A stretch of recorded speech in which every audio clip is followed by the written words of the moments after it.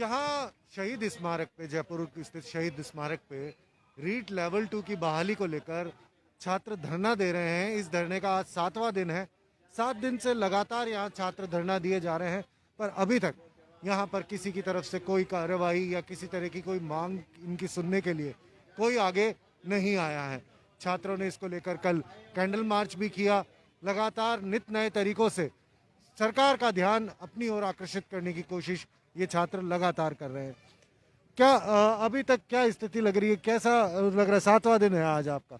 7 दिन बाद भी वही स्थिति जैसी पहले दिन थी। क्या कहीं लग रहा है सरकार को क्यों नहीं दे रही है ध्यान? आपके मन में क्या विचार आ रहे हैं? देखो, सरकार ध्यान इसलिए नहीं दे रही है क्योंकि हमारी जनसंख्या अभी कम है और लोग सभी लेवल 1 के रिजल्ट का इंतज़ार कर रहे हैं। हम भी जिन भी हमारी भी पूरी ऐसे ग्रुप बने हुए हैं, हम बच्चों को जोड़ रहे हैं और सब निराश है, सब इस परेशानी से गुजर रहे हैं। लोग चाह रहे हैं कि वास्तविक क्या पता वो आंकड़े 140 से ऊपर वाले हो तो क्या पता हमारा सिलेक्शन नहीं हो। जब भी लेवल 1 के आंकड़े आएंगे, यहाँ पर शहीद स्मारक पर हजारों की संख्या में भीड़ होगी और लोग गांव-गांव, ढाणी-ढाणी में जो भी सरकारी स्कूल है उनके आगे बैठ जाएंगे। गांव के सरपंच प्रतिनिधि भी सारे हमें कह रहे हैं, हर गांव से रीट का बंदा है। राजस्थान के प्रत्येक गांव से एक रीट का बंदा है और वो प्रत्येक सरपंच से मिला और सरपंच सब कह रहे हैं कि हम के आपके साथ बैठेंगे, गवर्नमेंट स्कूलों को बंद करवाएंगे और आपके माँ बाप पूरे गाँव के 600-700, हमारी जो मेरे गांव में 800 की जनसंख्या है उसमें से 400-500 लोग हमारे साथ बैठेंगे वहाँ। हम स्कूल को तब तक खुलने नहीं देंगे जब तक हमारे साथ न्याय नहीं होता है। हम अपने सरकार की बात शांत गांधीवादी विचारों के हैं, हम भी टीचर बनने वाले हैं, हम भी सरकार से गांधीवादी विचारों से अपनी बात मनवा रहे हैं। मान ले तो ठीक है, नहीं तो चाणक्य ने कहा है कि शिक्षक की गोद में विकास और प्रलय दोनों ही खेलते हैं। फिर हमें भी वो तरीके अपनाने आते हैं जिनसे सरकारें झुकती है और हम फिर अपना वो तरीका अपनाएंगे। हमारी बात अगर जो मान लेते हैं सरकार, हम वेट कर रहे लेवल 1 के रिजल्ट का। तो यहाँ छात्र का कहना है कि लेवल 1 के रिजल्ट का वेट कर रहे हैं। वहीं एक और छात्रा हैं, इनसे बात करेंगे। क्या लग रहा है, क्यों नहीं सुन रही है सरकार इतने दिन के बाद भी? क्योंकि कहीं ना कहीं सरकार का रुझान वोट बैंक की तरफ होता है और ये तो जाहिर है कि मतलब जो सफल अभ्यर्थी होते हैं उनकी संख्या हर परीक्षा में कम होती है, तो सफल अभ्यर्थियों का संख्या बल कहीं ना कहीं असफल अभ्यर्थियों के बजाय कम होता है। तो ध्यान उनकी तरफ ज्यादा आकर्षित होता है जो असफल है, क्योंकि वहाँ एक वोट बैंक दिखाई देता है बड़ा, दोनों ही सरकारों को, विपक्ष और पक्ष दोनों को ही, और सभी वोट बैंक को हासिल करना चाहते हैं, इसलिए हमारी तरफ थोड़ा ध्यान नहीं दिया जा रहा है। लेकिन जैसे ही हमारा संख्या बल थोड़ा और बढ़ेगा, मनोबल तो हमारे पास है ही, सत्य की राह पे है तो, और संख्या बल और थोड़ा बढ़ेगा तो उन्हें हमारी मांगे मजबूर होकर भी सुननी ही पड़ेंगी और उन्हें हमें न्याय देना ही पड़ेगा। देखिए, आपको जिस तरीके से मैं बता रहा हूँ, नवतेज टीवी लगातार आपसे गुजारिश भी करता आ रहा है, आपको दिखाता भी आ रहा है कि यहाँ पर क्या स्थिति है, किस तरीके से ये छात्र पहले दिन से यहाँ लगे हुए हैं, किस तरीके से ये कोशिश कर रहे हैं। पर दुख की बात है कि यहाँ पर अभी तक किसी ने ध्यान नहीं दिया है। आपको क्या लग रहा है, किस तरीके से फीलिंग आ रही है कि जिस तरीके से आप भी यहाँ पे नागरिक हैं, फिर भी आपकी बात नहीं सुनी जा रही? रीट का अभ्यर्थी के साथ साथ आप इस देश के नागरिक पे, फिर भी आपकी बात नहीं सुनी जा रही। आपको लग रहा है कोई दुख है इस बात का? सर, दुख तो है, लेकिन सरकार पे भरोसा भी है, गहलोत जी पे, कि हमारा वो पक्ष जरूर सुनेंगे। संवेदनशील है, अच्छे मुख्यमंत्री हैं। उन्होंने खुद ने सर एक स्टेटमेंट दिया था कि मैं अपने फैसले से खुश नहीं हूँ, ये रद्द का जो फैसला था उससे खुश नहीं है वो। उन्होंने ये भी कहा था कि जो अधिकतम जो हैं वो 300-350 जो दोषी हैं उनके पास ही पेपर पहुँचा है एसओजी की रिपोर्ट के अनुसार। तो हम गहलोत जी से यही मांग करना चाहते हैं कि उन दोषियों को बाहर करके हम जो मेहनतकश जो लोग हैं उनको नियुक्ति देनी चाहिए। और सर, मैं ये भी कहना चाहता हूँ कि हम किस दिशा की ओर बढ़ रहे हैं। अगर ऐसे ही मेहनतकश लोगों को कुचला जाएगा तो आगे मेहनत करने वाली पीढ़ियाँ ही नहीं रहेंगी। ये जो पीढ़ियाँ हैं जो मेहनत कर रही हैं ये लुप्त हो जाएंगी सर, क्योंकि ये जो मेहनत करने वाले जो स्तंभ होते हैं किसी राज्य के या किसी राष्ट्र के, तो वो स्तंभ ही खोखले हो जाएंगे सर। इसीलिए मैं गहलोत जी से अनुरोध करता हूं कि उन स्तंभों को बचा लीजिए सर।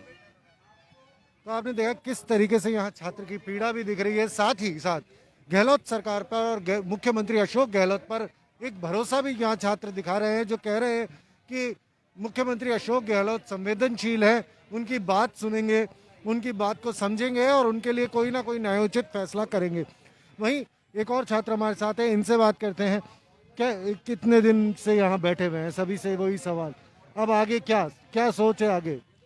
सर जितने दिन गहलोत सरकार हमारी मांग नहीं मानेगी, पूरी नहीं करेगी, हमारा धरना अनिश्चितकालीन यही रहेगा, जारी रहेगा।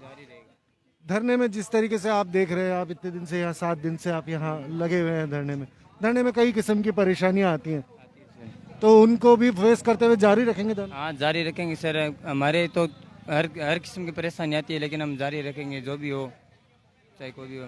देखिए, एक शिक्षक, ये विद्यार्थी आगे जाके शिक्षक बनने वाले हैं, एक शिक्षक जो होता है वो समाज को बनाने की बहुत महत्वपूर्ण भूमिका निभाता है।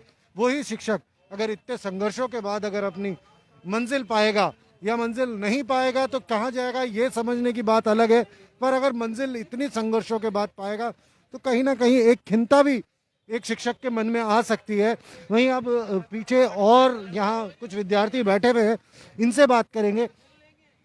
कई दिन हो गए यहाँ पे बैठे हुए, 7 दिन हो गए, अभी तक सरकार नहीं सुन रही है। कोई संदेश सरकार का?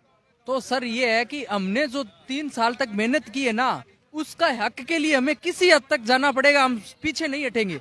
हमने मेहनत की है, उसकी पीड़ा सर या तो हम झेल रहे हैं या हमारे परिवार वाले झेल रहे हैं। जिस राजनीतिक दबाव और किसी की जिसके कारण ये भर्ती रद्द हुई है, उसके लिए हम जिम्मेदार, हम उसकी हानि नहीं उठाएंगे, उसकी हानि वही उठाएगा। हमें तो न्याय चाहिए, बस हमारी एक ही मांग है, इस भर्ती को बहाल किया जाए और हमें नियुक्ति दी जाए।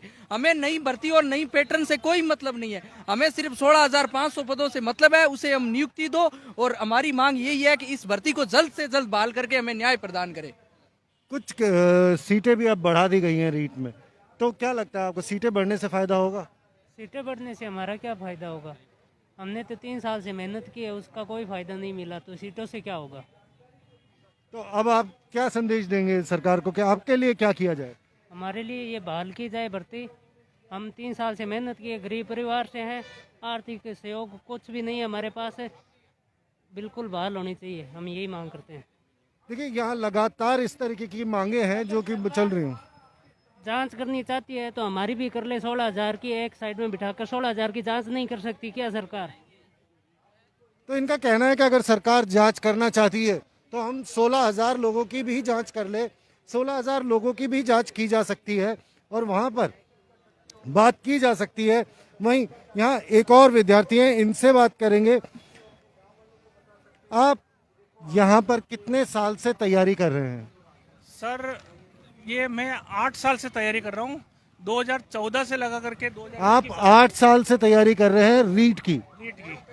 यहाँ एक विद्यार्थी हमें मिले हैं जो कि 8 साल से, अभी तक हमने जिनका भी सुना, कोई 3 साल से, कोई 4 साल से तैयारी कर रहा था, बट एक विद्यार्थी मिले हैं जो 8 साल से तैयारी कर रहे हैं। क्या दिक्कत आ रही है 8 साल? 8 साल में यूँ है सर का हम बेरोजगारों को केवल प्रैक्टिकल का एक सामान बना दिया है। मतलब नीति इतनी पहले बीजेपी सरकार थी, उस समय नीति खराब थी, वेटेज लगाया और वेटेज में फर्जी लड़के आगे निकल गए, फर्जी मार्कशीट लिया है, 90% मार्कशीट बना ली, उससे 30% वेटेज मिला उनको।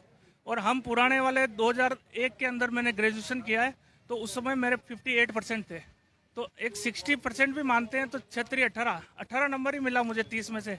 और फर्जी मार्कशीट ला करके 90% बना दिए, तो 90% का 30% 27 नंबर होता है, तो मुझे 18 मिला, वो 27 मिला, मतलब कहीं ना कहीं 8% वो जंप लगा दिया। तो उस समय भी मैंने 2017 के अंदर 117 नंबर लाया हूँ, 78% बनता है। 78% बना करके भी मैं उनसे 3% पिछड़ गया, और उनके 70% जिसने बनाया है वो मेरे से और 3% आगे निकल गया, जबकि उसमें कॉम्पिटिटिव एग्जाम में उसने 8% मेरे से कम बनाया, लेकिन वो नौकरी कर रहा है और आज मैं दर दर की ठोकरें खा रहा हूँ। इस तरह से बीजेपी सरकार जब थी तब उन्होंने हमें मोहरा बनाया बेरोजगारों को, और फिर वापस सत्ता में आई, और सत्ता में आकर के उन्होंने इससे पहले उन्होंने जब मैनिफेस्टो में उन्होंने बोला कि हम आपके 2 एग्जाम, गहलोत सरकार में 2 एग्जाम थे, उन्होंने बोला मैनिफेस्टो में हम 1 एग्जाम करवाएंगे। 1 एग्जाम करवाया, वो सरकार में वापस हाई कोर्ट चली गई, गवर्नमेंट फेल हो गई, वहाँ उनको केवल रीट के बेस पे नियुक्ति नहीं दी जाए, कुछ न कुछ वेटेज लगाया जाए। अब वेटेज में 30% जोड़ दिया, कहीं ना कहीं वो उस समय हमने आवाज़ निकाली तो 10% वेटेज करना चाहिए था एकेडमिक का, उन्होंने 30% करके फर्जियों को नौकरी लगा दिया, तो 2015 की रीट में बैठा, फिर 0 पे आ गया। 2017 की रीट में बैठा, 78% बनाए, फिर 0 पे आ गया। फिर 2021 में मैंने 78% से 89% बनाया है। अभी मेरी मार्कशीट में 150 में से 133 नंबर बनाया है। अब 117 से मैंने क्या सोचा, चलो 1% से रह गया, मैं फिर वापस करता हूँ, 133 नंबर बनाया। अरे मैंने कहा 90% बनाने के बाद तो कुछ नहीं होगा। 6 तारीख तक हमें ये बोला गया गहलोत साहब के द्वारा कि हम आपके न्याय करेंगे, आपकी हर एक जिसने भी दोषियों ने गलती की है उसकी एक एक की सजा मिलेगी। लेकिन वो सजा उन 300 को नहीं दे करके 16,500 को दे दी। सर यहाँ से गला काट दिया, यूँ समझ लो उस दिन। तो आप इनकी बात समझ पा रहे हैं। मैं आपको बताना चाहूँ तो इन्होंने पिछले 8 साल मेहनत की।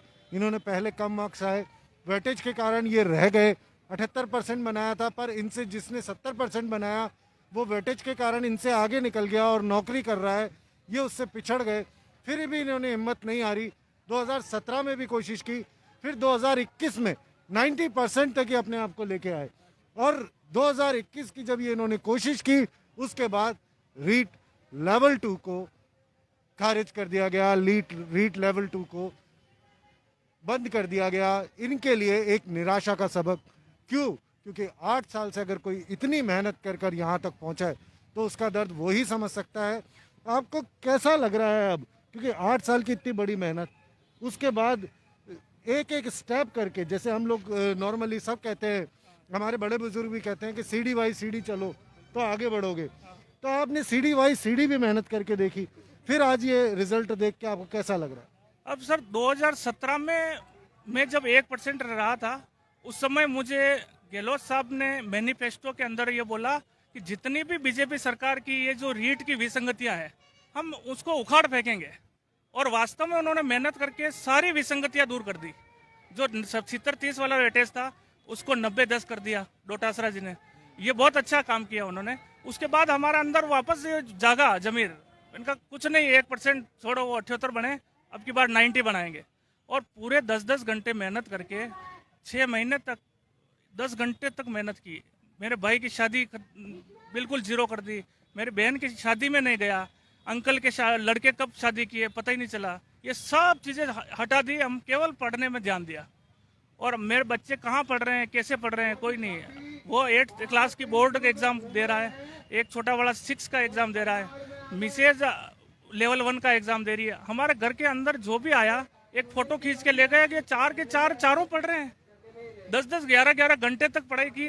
और 2021 में 7 फरवरी की वो रात 6 बजे का टाइम आया, हमारा सारा का सारा 0 मिला दिया, अंधकार में मिला दिया हमको सर गहलोत साहब ने। तो गहलोत साहब से यही विनती है कि आपके इस संवेदनशील सरकार है आपकी, और संवेदनशील हीनता न बने, और ये रीट लेवल 2 बहाल करके हम 8 साल की सजा का जो दे रहे हैं उसका कुछ न कुछ अच्छा हो जाए। अब और 2 साल हम नहीं दे सकते, अब हमारे बच्चे पढ़े या हम और पढ़ते रहेंगे। 10 साल तक एक ही रीट, अब हमसे नहीं होना जा रहा सर। इनका कहना है कि इन्होंने इतनी मेहनत की, इनके बच्चे भी पढ़ रहे हैं, इनकी वाइफ भी पढ़ रही है और ये खुद भी पढ़ रहे हैं। इनका कहना है कि अब और मेहनत नहीं होगी। 10 साल तक सिर्फ रीट कैसे कर सकते हैं हम? किस तरीके से हम लगातार एक ही चीज़ के पीछे लगे रहें, वो भी तब जब मेहनत कर कर, पूरी मेहनत के साथ, पूरी लगन के साथ अच्छे मार्क्स लाए। और उसके बाद आज की जो स्थिति है वो सभी को मालूम है, सभी के सामने है। यहाँ एक मार्कशीट्स, हाँ देखिए, ये अपनी मार्कशीट्स दिखा रहे हैं।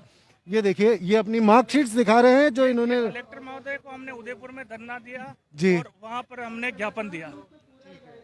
उसके बाद ये सारे लड़कों के सिग्नेचर हैं, ये हैं सर, यहाँ लिखा हुआ है 2021। ये मेरा फोटो है, ये अखिलेश व्यास, ठीक है, मैं अखिलेश व्यास। इसमें आए मेरे 150 में से 133 नंबर। 150 में से ये 133 नंबर लेके आए हैं रीट के अंदर। 88.67 बन रहे हैं। 88.67% ये लेके आए हैं। इसके पहले मार्कशीट जो थी, इसके पहले की मार्कशीट देखिए आप, ये 2021 की अभी बताई, 2017 की देख लीजिए, रीट 2017, ये रीट 2017। इसमें ये मार्क्स हैं 150 में से 78। ये मैक्सिमम उस समय 81 थे, उस समय भी मैं टॉपर था, फिर भी रह गया। इसके बाद उससे पहले वाला ये सेम अखिलेश व्यास, ये अखिलेश व्यास, कन्हैयालाल व्यास, ये वापस 97 उस समय कम आए थे, तो सीखा हमने। तो 2015 की रीट के लिए 2014 से तो तैयारी करना चालू किया, 2014 से लगा करके 2021, 8 साल होते हैं। अब और 2 साल देना चाह रहे हैं, नहीं होता सर, बिल्कुल नहीं होता। देखिए, इन्होंने लगातार अपनी मेहनत हमें दिखाई, आपको बताई भी, और हमें यहाँ पे कागजों में भी इन्होंने अपनी मेहनत दिखाई कि किस तरीके से इन्होंने एक एक स्टेप करके अपने आप को संवारा, अपने आप मेहनत को से अपने आप को और निखारा, और इस पोजीशन पे पहुंचे कि रीट में लगभग 90% मार्क्स लेके आए। उसके बावजूद रीट लेवल 1 कैंसिल हो गई, जिससे ये बहुत आहत हैं। इस लेवल 2, क्षमा कीजिएगा, रीट लेवल 2 कैंसिल हो गई, जिससे कि ये बहुत आहत हैं। यहाँ एक बाबूजी है, आप यहाँ किसके साथ हैं? मेरा बच्चा है, उसके 132 नंबर है अंग्रेजी में, और मैं इसलिए आया हूँ। मैं यहीं काम करता हूँ हलवाई का, और कमा के उसको पढ़ाया था। अब उसके अब कुछ आस बंधी थी भाई, अपना बच्चा लग जाएगा, तो वो भी सरकार उस पर भी थोड़ा चला दिया। अब क्या करें, इसलिए आए हुए हैं। देखिए, यहाँ अब तक हमारी बात छात्रों से हो रही थी, पर अब एक अभिभावक से बात हुई है। ये हलवाई का काम करते हैं, और इनका दुख ये है कि कमा के बच्चे को पढ़ाया, और उसके बाद अब जो स्थिति है वो सामने है कि रीट लेवल 2 कैंसिल होने से बहुत आहत है। क्या अपील करना चाहेंगे इस समय सरकार ये से? बहाल होनी चाहिए, ये बहाल होनी चाहिए। मैंने तो आज तक वोट भी कांग्रेस को ही दिए है। अगर अब नहीं हुई ना बहाल, मैं जिंदगी में कभी नाम ही नहीं लूँ उस पार्टी का। इनका कहना है कि ये बहाल होनी चाहिए। हालांकि इनको आहत ये हमेशा हो रहे हैं कई चीज़ों को लेकर। यहाँ पर जितने भी लोग हैं, सब ने मुख्यमंत्री से भी यही अपील की है कि कृपया रीट लेवल 2 को बहाल करें। नवतेज टीवी इनकी लगातार आवाज़ उठाता आ रहा है। आगे भी हमारी कोशिश रहेगी कि इनकी बात एक बार किसी न किसी तरह से सरकार तक पहुँचे, और इस पे हो सके तो एक बार पुनर्विचार किया जाए। कैमरा पर्सन अभिजीत के साथ गौरव, नवतेज टीवी, जयपुर।